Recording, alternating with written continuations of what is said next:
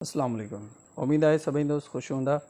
अॼु सिंधी ॿारनि किताब जो सबक नंबर 7 पढ़ंदासीं, जंहिंमें तव्हांखे ये मजहूल खे पढ़ाइण जो तरीक़ेकार, ये मजहूल जे बारे में थोरी वज़ाहत, ये मरूफ़ ऐं ये मजहूल में फ़र्क़ु ऐं पद मिलाए करे अल्फाज़ ठाहिण ये मजहूल वारा, ऐं पुठियनि सबक़नि जो जेको दौर ॾिनल आहे सबक 7 में उन जे बारे में थोरी वज़ाहत मिलंदी।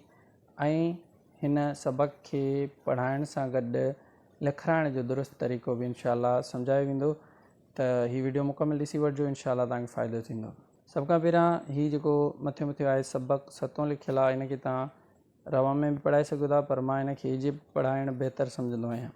सीन ज़बर स, बे ज़बर ब, क़ाफ़ पेशो को, स ब को,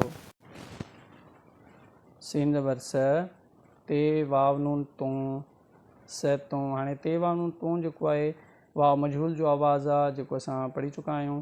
इन वाव मजहूल खे कुझु माण्हू हीअं पेश ॾेई करे पढ़ंदा आहिनि, जेका बिल्कुलु बि ग़लति आहे। पेश न ईंदी, पेश अचण सां ही वाव मरूफ़ थी वेंदो। हीउ वाव मरूफ़ न बल्कि वाव मजहूल आहे। त हीअ थियो स ब को, स तूं। ईअं धार धार पढ़ंदासीं त जीअं ॿार खे ॻाल्हि सम्झ में अचे ऐं हू सम्झी सघे। पे ये पे, रे ज़बर र, पे र। ईअं धार धार ॿार खे पढ़ाइण सां ॿार खे सम्झ में ईंदी ॻाल्हि त हीअ पद आहिनि जेके गॾिजनि था ऐं लफ़्ज़ ठहनि था, ऐं उन्हनि खे ख़बर पवंदी त कहिड़े अखर जो कहिड़ो आवाज़ु निकिरे थो।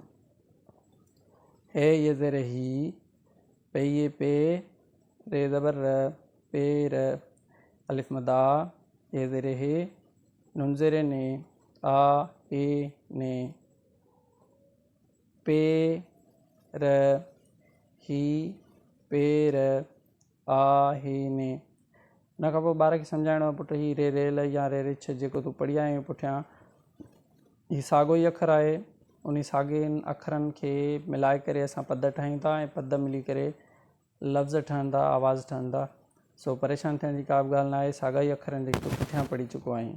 पोयनि अखरनि सां हुनखे वाक़फ़ियत ॾींदा ईंदासीं त जीअं हुनखे ज़हनी तौर ते आसानी महसूसु थिए ऐं हू बोझ न सम्झे हिन सबक खे। डे ये डे, लाम ज़बर ल, डे ल।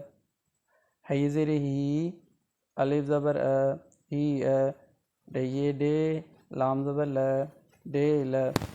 अलिफ मदा, ये हे, आ हे, डे ल, ही अ, डे ल। हाणे ही जेको मथियों धार धार पढ़ियोसीं ऐं ही गॾाए पढ़ंदासीं, आ हे। उन खां पोइ वरी बि साॻी ॻाल्हि त ॿार खे ॿुधाईंदासीं त हीउ साॻियो अखर आहे जेको तूं पुठियां पढ़ी चुको आहीं। हाणे हीउ डे आहे या डाल आहे, या हिन जे मुहांडे वारा ॿिया अखर जेके हूंदा आहिनि नुक़्तनि जी रदो बदल सां, त उन्हनि खे कीअं पढ़िजे, उन्हनि जे बारे में मिसकॉन्सेप्शन जे नाले सां मूं वीडियो अपलोड कई आहे। सिंधी ॿाराणो गाइड वारे प्ले लिस्ट में तव्हांखे वीडियो मिली वेंदी, तव्हां उहो चेक कंदो त इनशाला तव्हांखे काफ़ी सारो फ़ाइदो थी वेंदो। रे ये रे, लाम ज़बर ल, रे ल। है ज़ेर ही, हमज़ा ज़बर अ, ही अ। हिन खे हमज़ा पढ़िजे या अलिफ पढ़िजे, उन जी बि तफ़सीलात मां सम्झाए चुको आहियां कक पटी वारे सबक में, ऐं तस्वीरी पटी पढ़ाइण वारे तरीक़े वारे सबक में बि। उहा बि तव्हांखे चैनल ते मिली वेंदी वीडियो, तव्हां सर्च कंदव त काफ़ी सारो फ़ाइदो थी वेंदो तव्हांखे इंशाअल्लाह। रैया रे, लाम ज़बर ल, रे ल। अलिफ मदा, हे हे, आ हे, रे ल, ही अ, रे ल, आ हे। हाणे हीउ सबक थी वियो असांजो सॼो पूरो। उन खां पोइ असांखे कुझु आख़िर में अल्फाज़ ॾिनल आहिनि जेकी पुठियनि सबकनि जो दौरु आहिनि। सभ खां पहिरियों तव्हां हिते ॾिसंदव त बे अलिफ बा जेको लिखियलु आहे, इहो अलिफ मद जो आवाज़ु आहे, जेको सबक नंबर 2 में असांखे ॾिनो वियो आहे, ऐं कक पटी जी 2 नंबर सीट आहे। त हाणे कक पटीअ में असांखे आवाज़ पढ़ाया विया, ऐं हाणे सबकनि में वरी असांखे अल्फाज़ पढ़ाया था वञनि। त साॻियो कक पटीअ जो तमामु वॾो किरदारु आहे, जंहिंजे बारे में मां वीडियो अपलोड करे चुको आहियां। तव्हां उहा ॾिसंदव त तव्हांखे सॼो कॉन्सेप्ट क्लियर थी वेंदो।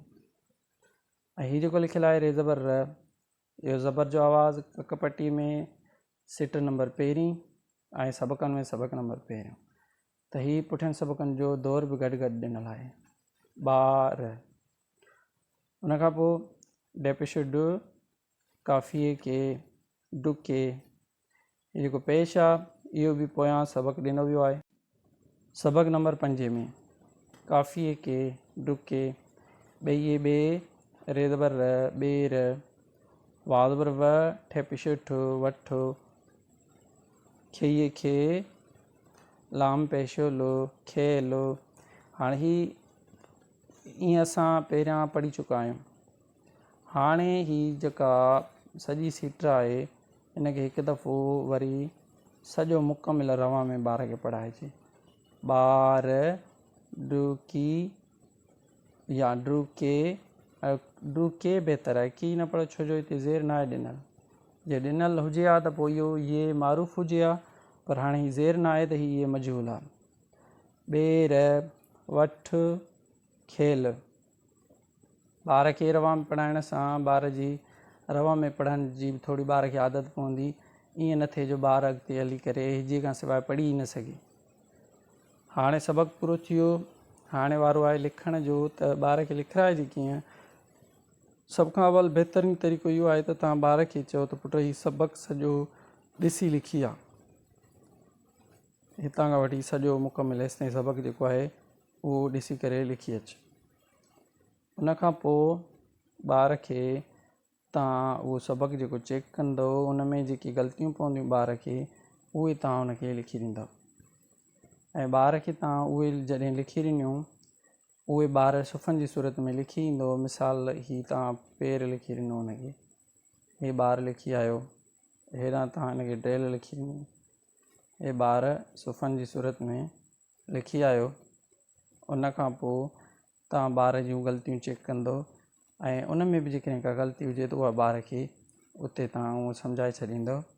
ऐं उन खां पोइ जेकी चुकूं पियूं आहिनि ॿार खे उहे ई चुकूं तव्हां हुनखे यादि लिखायो, या उहे ई तव्हां हुनखे यादि लिखायो, या वरी तव्हां हीअं बि करे सघो था त ही पेर तव्हां हुनखे यादि लिखायो, ही ड्रेल लिखायो यादि, ऐं उन खां पोइ ही हुनखे रेल तव्हां यादि लिखाई, या इन खां बहितर आहे त तव्हां इहो हिनखे न लिखायो बल्कि हीअ सिट सॼी लिखायो त जीअं हीअ ऐं आहे बि अची वञे ऐं हे टई अल्फाज़ बि अची वञनि।